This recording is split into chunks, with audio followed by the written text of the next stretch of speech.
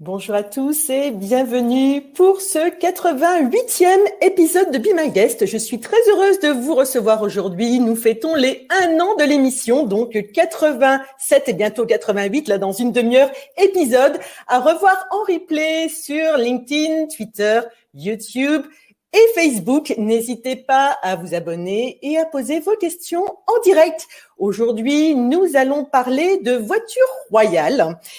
Élisabeth II et le prince Philippe avaient beaucoup de passions en commun. L'automobile en était une.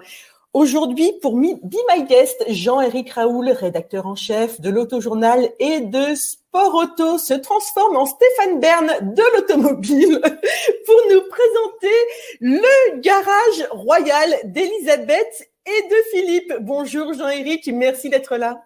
Bonjour Stéphanie. Alors, Jean-Éric, le moins qu'on puisse dire, c'est que Élisabeth et Philippe, ils ont partagé 73 ans de vie commune, près de 80 ans derrière le volant, ce qui est quand même assez exceptionnel.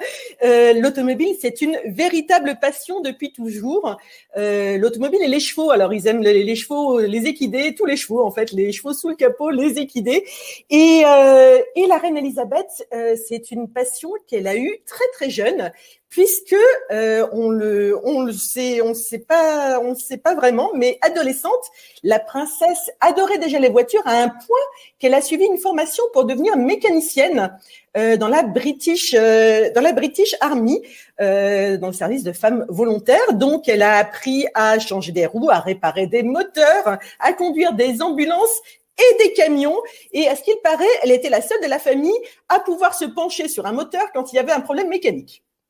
Alors, la chose très intéressante avec la princesse Élisabeth de l'époque, c'est qu'effectivement, elle a pris des cours de conduite pendant la guerre pour devenir ambulancière et elle a roulé, mais elle n'a pas le permis de conduire et visiblement, ça n'est pas un souci légal, le fait que la reine conduise sans permis, mais elle n'a jamais eu le permis. D'accord. Donc, bon, j'imagine que le prince Philippe, lui, doit avoir un permis. Alors le prince Philippe, lui, sans doute a le permis, d'autant que lui, il est né en Grèce. Enfin, c'est un peu, c'est un peu différent. Leur histoire est un peu différente, mais visiblement, le fait que la reine n'ait pas de permis de conduire ne pose de problème à personne. Et de toute façon, les limousines d'apparat n'ont pas apporté de plaque d'immatriculation. Donc comme ça, il y a vraiment peu de risques qu'on l'arrête parce que elle n'est pas en règle. Il n'y a pas de plaque d'immatriculation, pas de permis de conduire pour la reine, pas de souci comme ça. Alors, suivant le protocole, elle est supposée avoir un chauffeur, elle n'est pas supposée conduire, mais elle n'a jamais aimé céder le volant, en tous les cas, sur ses propriétés. Donc, c'est vrai que quand elle est dans Londres, elle ne prend pas le volant, mais par contre, que ce soit à Balmoral ou au château de Windsor, elle conduit énormément. Et je parlais tout à l'heure de ses passions, de ses nombreuses passions. Il y a parmi ses passions les chevaux et la chasse, et ce qui explique un peu son choix de véhicule. Hein. Ah bah clairement, c'est lié. C'est-à-dire que, alors, ils sont aussi bien le prince Philippe que la reine Élisabeth étaient intéressés par la conduite plus que par les voitures en elles-mêmes, même s'ils s'intéressaient aux voitures. Mais la vraie chose qui est assez étonnante pour une famille royale, c'est que vraiment ils conduisent eux-mêmes et ils ont aimé conduire eux-mêmes, y compris la reine. Mais par contre, c'était lié à leur vraie autre passion, donc les chevaux, la chasse, les chiens, le plein air, hein, et donc effectivement, soit à Balmoral, soit à Sandringham, l'autre propriété royale, ou d'ailleurs, jusqu'à une date très récente, il y avait un petit musée des voitures officielles, et malheureusement, pour préparer cette émission, je les ai contactés, le musée est fermé, et ils ne souhaitent plus communiquer sur les voitures officielles de la couronne. Ce qui est un peu dommage, ça laisse peut-être même présager que certaines vont être revendues, mais bref. Donc voilà, dans ces grandes propriétés, et même au-delà, la reine elle-même prenait le volant de ses voitures. Alors, dans leur voiture commune, pendant très longtemps, il y a eu des Land Rover Series qui sont devenus des Defender sur la fin, parce que là, pour le coup, c'est vraiment idéal pour aller se balader à Balmoral, dans les centaines d'hectares dont ils disposent, pour aller chasser, pour emmener les chiens. Ça, c'était parfait. Donc, des Land, on a eu de toutes les générations, et on est allé jusqu'au fameux Defender pour les obsèques du prince Philippe. Là, on en reparlera peut-être. Mais voilà, là, de 48 jusqu'à aujourd'hui, il y a toujours eu un Defender ou un Land Rover Series dans la famille. Après, de manière plus civile, la reine Elisabeth, elle a eu un truc très très bizarre dans les années 60, qui est un break Vauxhall Cresta, qui a été fait exprès pour elle. Et c'est vrai qu'il est très très étrange, ça ressemble un peu à un corbillard. Bon, et je crois que la couleur, il est vert, je crois. Donc, ça va tout de suite. Là, en noir et blanc, on a vraiment l'impression que c'est un corbillard. Ah oui, Mais en c'est… fait, c'est cette chose-là, ce break qui est une carrosserie spéciale, hein, Vauxhall le faisait pas comme ça.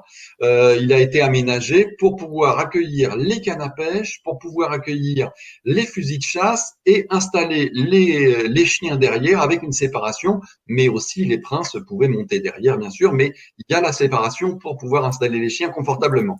Et visiblement, en tout cas, la légende dit que c'est la voiture préférée de la reine qu'elle a conservée dans les années 60 et qui est toujours. Alors cette voiture-là, elle est toujours propriété royale. Elle était donc dans ce fameux musée de Sandringham. On ne sait pas ce qu'elle est devenue, mais officiellement, elle est toujours là. Alors effectivement, vous mentionnez les Land Rover. Alors vous disiez que vous venez de dire en fait que la Vauxhall était l'une des voitures préférées de la reine. La deuxième, c'est justement ce Defender 110 qu'elle n'hésite pas à conduire d'ailleurs. Voilà, le Defender 110, il fait partie de la longue généalogie des Land Rover. Hein, c'est le nouveau nom du Land. Voilà. Bon, mais de 48 à aujourd'hui, c'est sensiblement la même voiture, une voiture de vrai baroudeur. Hein, on fait des Camel Trophy avec ça, donc j'imagine pas la reine Elisabeth participer au Camel Trophy, mais elle fait ça elle-même toute seule dans ses propriétés. Effectivement, les passages de guet, le tout-terrain, le hors-piste. Elle en profite pleinement et elle va à la rencontre de ses chevaux, elle promène ses chiens, elle va probablement à la chasse et elle allait probablement à la chasse avec le prince Philippe, avec tous ces Land Rover dont ce Defender 110. Alors en 1998, il y a le prince héritier d'Arabie Saoudite qui a rendu visite à la reine Elisabeth dans sa propriété le Balmoral en Écosse et lui a proposé d'aller faire un petit tour de la propriété en voiture. Et là, il y a un diplomate qui raconte que le prince Abdallah n'était pas très à l'aise puisque la reine roulait très vite sur des routes très étroites et qu'il l'a supplié de ralentir et de se concentrer sur la route parce qu'en plus elle n'arrêtait pas de papoter et il était extrêmement stressé. Alors il faut savoir quand même qu'en Arabie Saoudite les femmes ne conduisent pas. C'est ça, voilà. C'est son ministre qui l'a poussé à accéder à la demande de la reine. Donc oui, là effectivement ça faisait double dose pour le prince Abdallah parce que effectivement c'est se faire conduire par la reine Elisabeth, effectivement, je ne sais pas trop comment elle conduit, à quelle vitesse et avec quel degré de concentration, mais en plus, que le prince se fasse conduire par une femme, c'est quand même probablement un souci pour lui. Alors, les véhicules, il y a eu toutes sortes de Land Rover, bien sûr. Récemment, la reine a fait l'acquisition d'une voiture un petit peu plus glamour que les autres, quand même. La Bentley Bentayga. Bentayga, alors voilà, ça participe c'est les véhicules, on va dire, les véhicules normaux. Ils ont eu aussi des Range Rover. D'ailleurs, la dernière voiture qu'a conduite le prince Philippe, c'était un Range Rover et c'était en 2019 où il a eu un accident, où il est sorti de route. On lui a expliqué qu'à 97 ans, c'était peut-être pas mal qu'il arrête de conduire. Et comme il avait quand même un peu un fort caractère, il s'est fait prendre en photo, je crois, 3 ou 4 jours après ce fameux accident, au volant d'un autre Range Rover tout neuf. Bon, après, il semblerait qu'il ait quand même arrêté de conduire. Mais pour bien signifier que c'est lui qui décidait quand il arrêtait de conduire, après cet accident, effectivement, il a fait des tonneaux quand même avec le Range Rover. Il est remonté à bord et il a reconduit un autre Range. Donc, ils ont eu effectivement une lignée de Range pour tous les jours, on va dire. Et la Bentayga, ça fait partie de ça aussi. Ça fait partie de ces véhicules discrets. Si on compare ça aux voitures officielles, aux voitures d'apparat dont on parlera sans doute, mais voilà, ça fait partie de ces véhicules discrets. Et les princes, donc aussi bien Charles que après Harry et compagnie, ils ont roulé régulièrement en Audi, en Jaguar oui, parfois. Alors parce qu'il faut quand même souligner que la reine Elisabeth et le prince Philippe n'ont roulé que dans des voitures britanniques. Voilà, ça pour le coup, c'est vrai.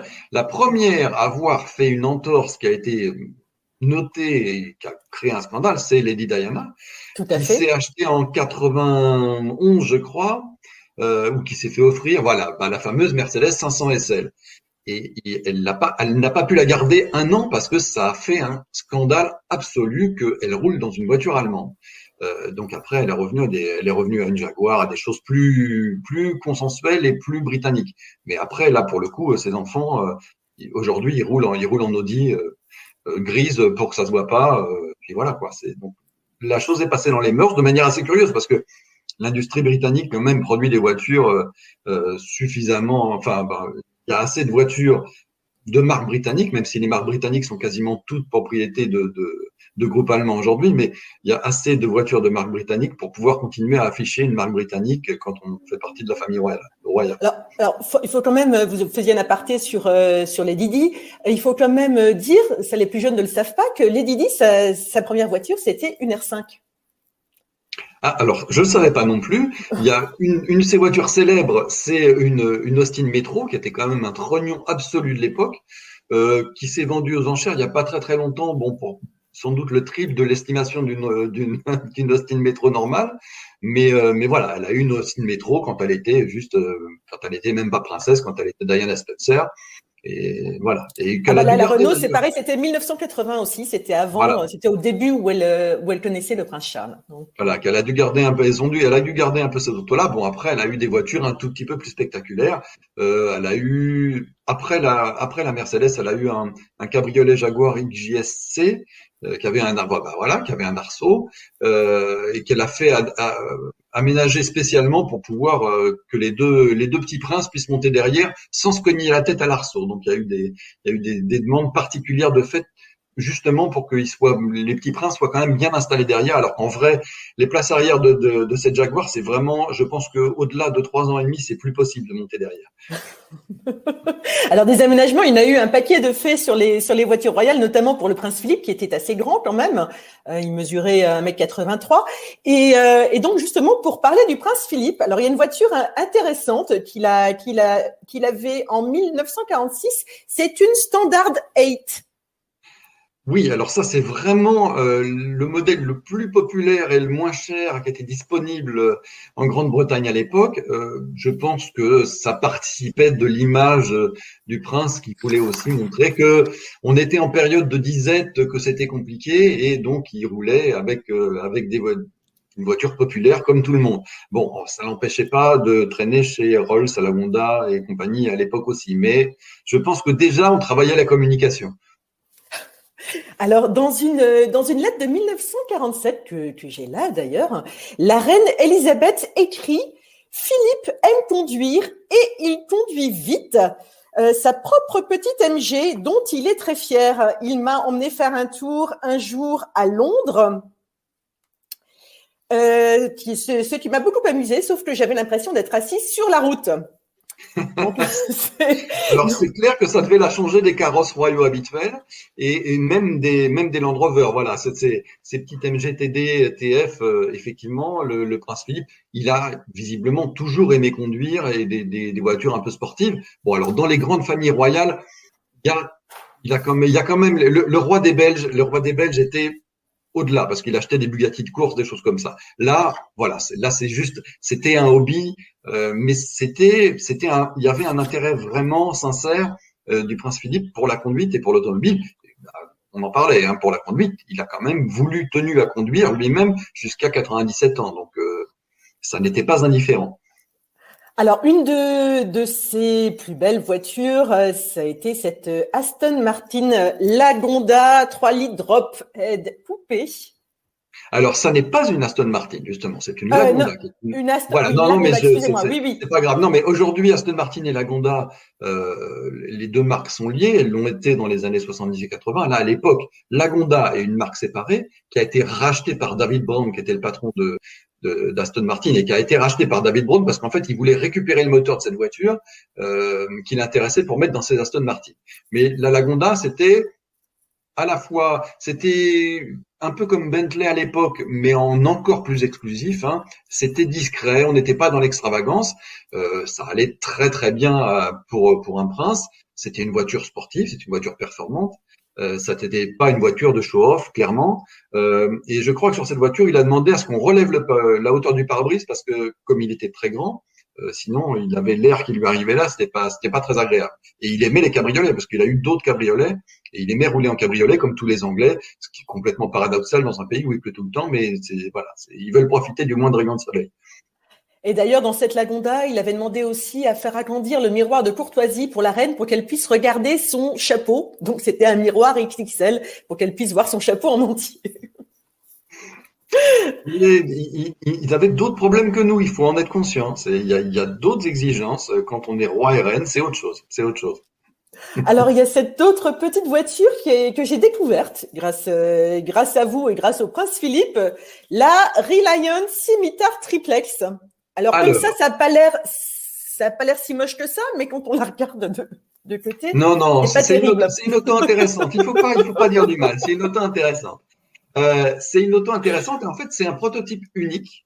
Donc, la Reliant Scimitar, c'est en soi quelque chose d'un peu bizarre. C'est l'alliance d'un constructeur marginal qui faisait principalement des trois roues, donc des voitures vraiment pas chères parce qu'il y avait une taxation différente sur les trois roues. Donc, en Angleterre, il y a eu un vrai engouement sur les voitures à trois roues à cause de cette différence de taxes.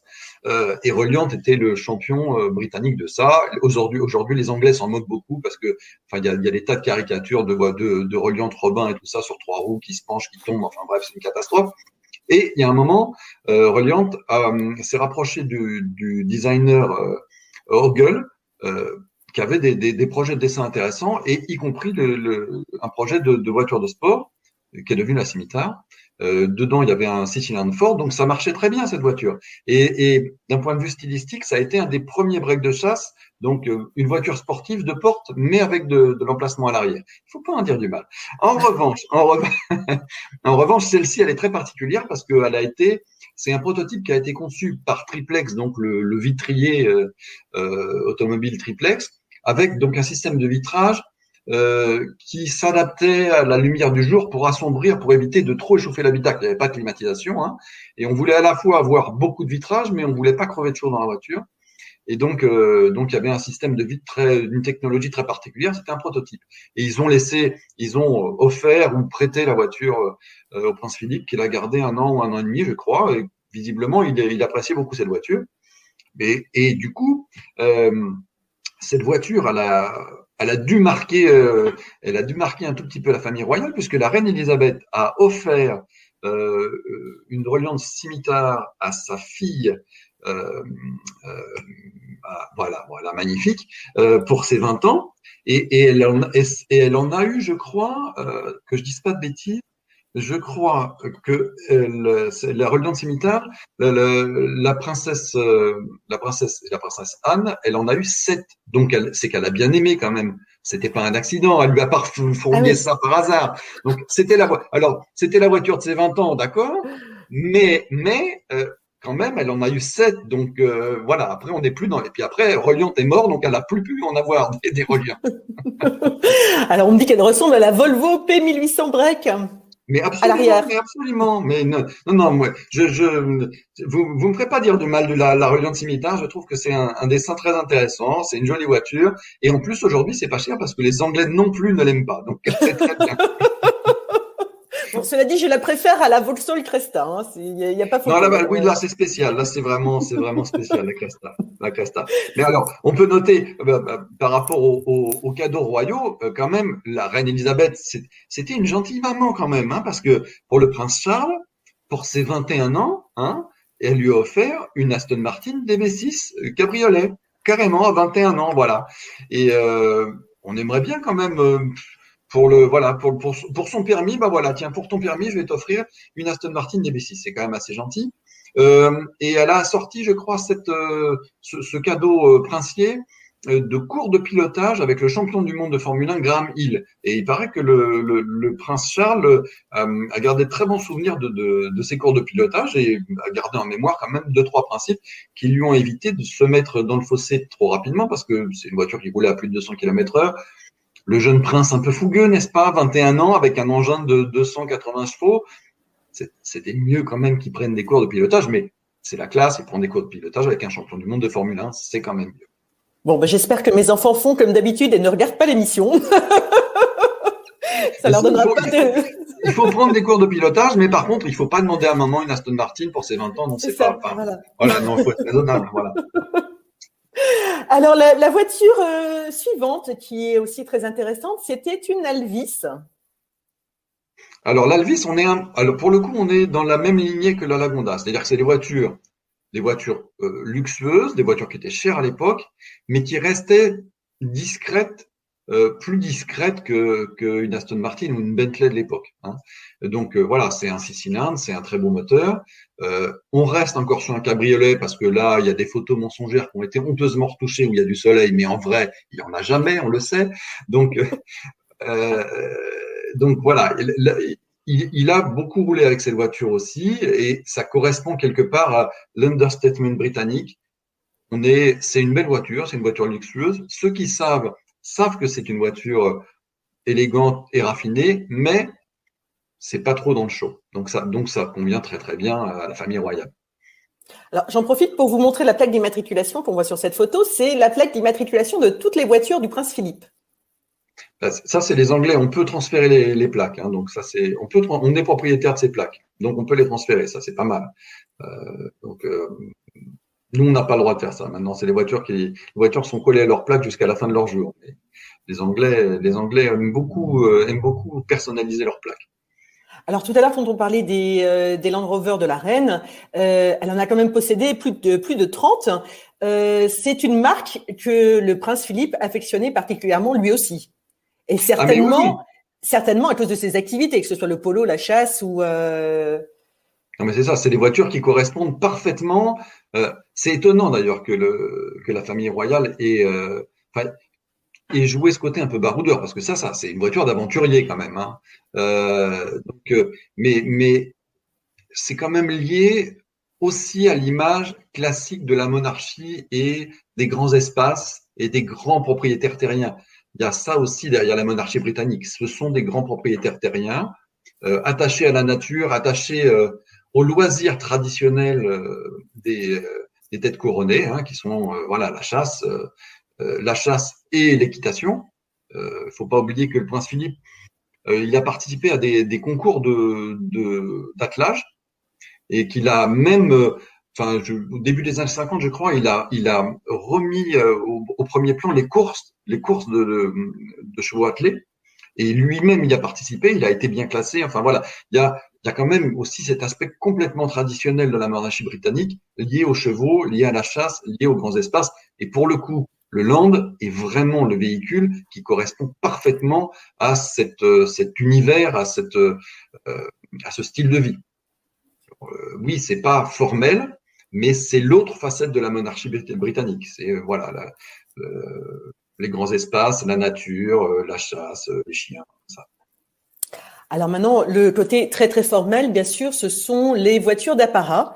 Alors, je vais démarrer avec une Daimler de 1953 qui a fait la tournée d'Australie avec la princesse Elisabeth à l'époque et elle était encore princesse, je crois. Ou elle était déjà reine? Non, elle était déjà reine, oui, avec la jeune reine Elisabeth et le prince Philippe. Et cette voiture, elle a fait plus de 40 000 kilomètres en Australie.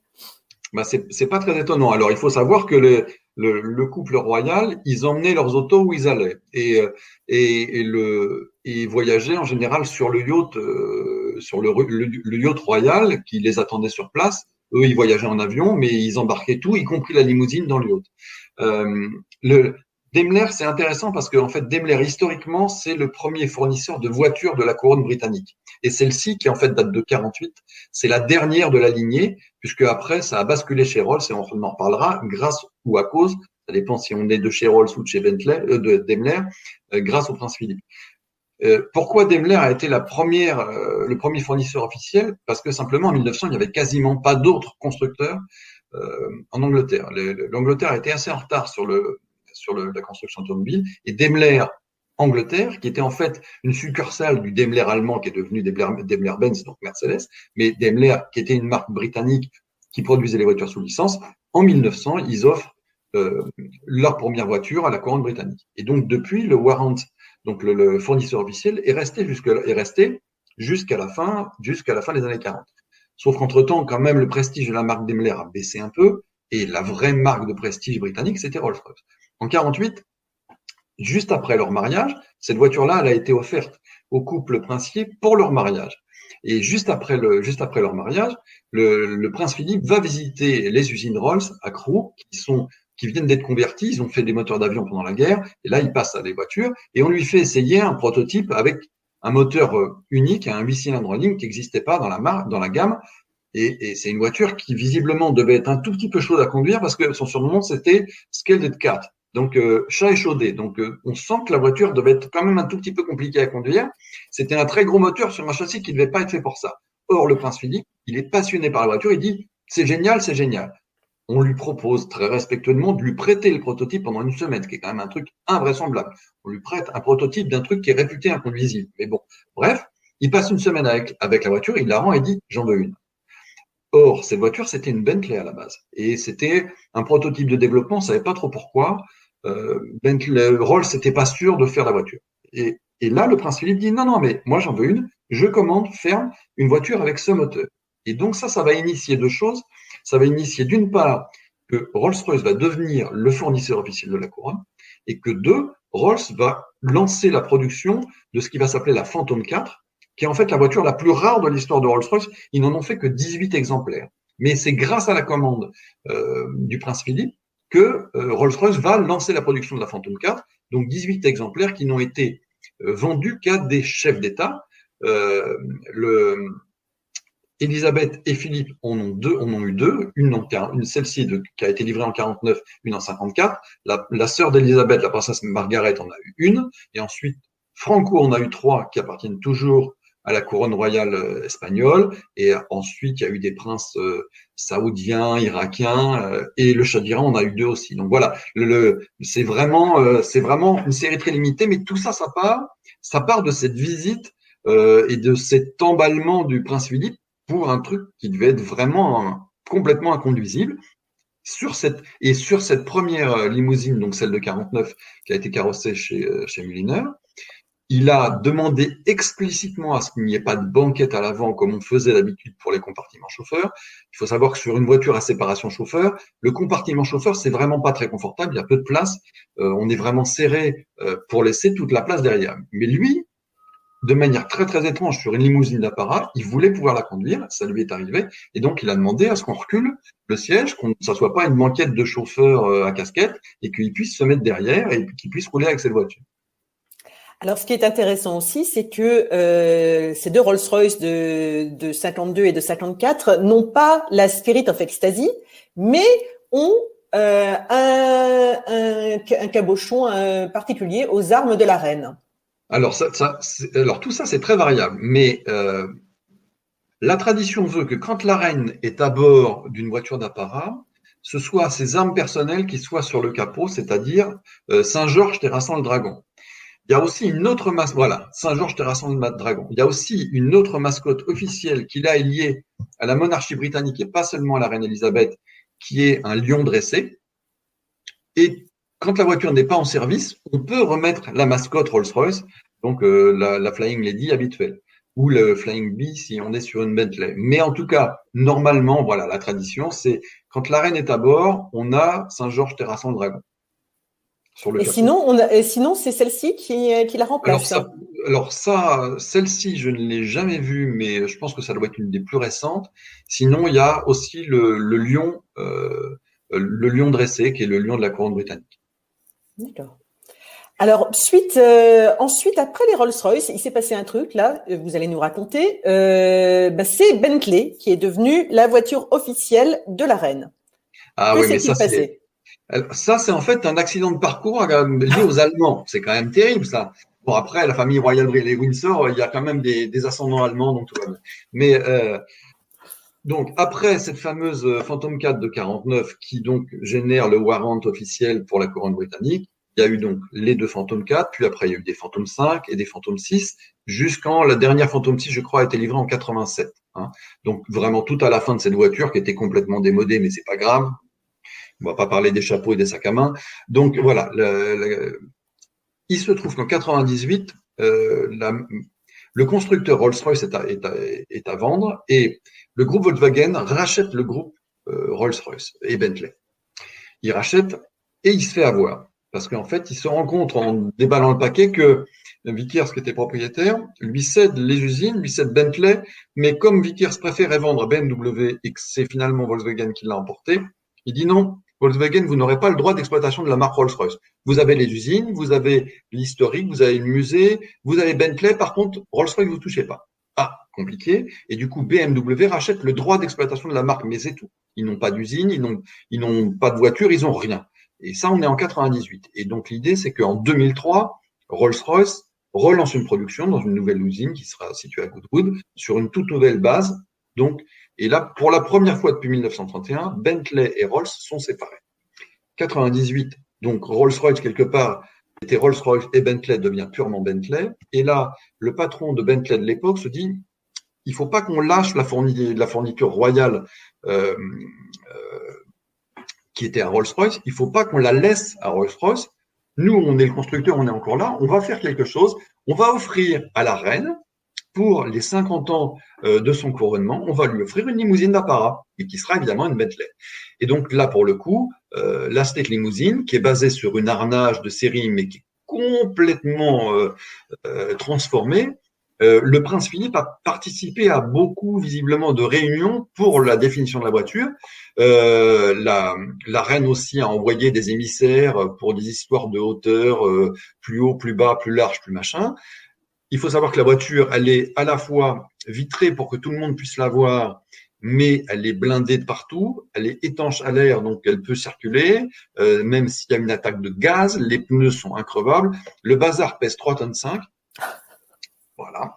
Et moi, je me souviens, au moment où elle était en construction, j'étais en visite justement à Crewe dans l'usine et on discutait des caractéristiques de cette voiture, même s'ils sont toujours très discrets sur cette voiture. Je dis, mais vous savez, en France, 3,5 tonnes, il faut un permis poids lourd pour conduire. Ça les a fait rigoler. Il dit, de toute façon, on ne demandera jamais le permis de celui qui sera au volant de cette voiture, donc c'est pas un problème. Mais voilà, c'est un coup marketing très fin de la part de Bentley ils lancent le truc et ils y pensent, je pense, dès 98, pour en 2002, on dégaine ça, sachant qu'en 2003, Rolls-Royce va revenir sur le marché. Donc, il faut avoir dégainé la limousine d'État en 2002, ce qu'ils ont fait. Et d'ailleurs, ils en livreront une deuxième. Elle a une sœur jumelle, cette Bentley. Et du coup, on ne sait jamais laquelle des deux est sortie. Mais voilà. Et c'est aujourd'hui toujours encore cette Bentley qui est la limousine officielle de la famille royale. Alors, elle a aussi une particularité au niveau de la boîte de vitesse. Elle peut rouler à la vitesse de défilé à 14 km à l'heure, mais elle peut aussi monter sans à-coups, mais elle peut aussi monter à plus de 180 km/h. Voilà, c'est ça. Ça fait partie pour le coup du cahier des charges des limousines d'État. Il faut vraiment être capable de rouler pendant des heures au pas. Et bon, 180 km/h, je pense que personne n'a essayé, à part les essayeurs de chez Bentley, parce que j'ose pas imaginer freiner 3,5 tonnes à 180 km/h, mais bon, ça, on s'amuse comme on veut, hein. Mais voilà, l'idée, c'est aussi de pouvoir éventuellement s'échapper en cas d'attaque, ce genre de choses-là. Mais pour les grands trajets rapides, ils ont d'autres moyens de transport que la limousine d'État. La limousine d'État, c'est vraiment pour de l'apparat en ville, pas vite.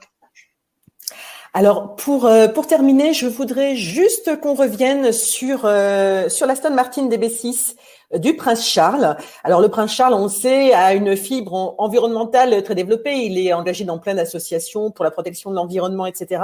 Et il a fait électrifier justement cette DB6 Volante qu'il avait reçue donc pour son anniversaire, pour ses 21 ans.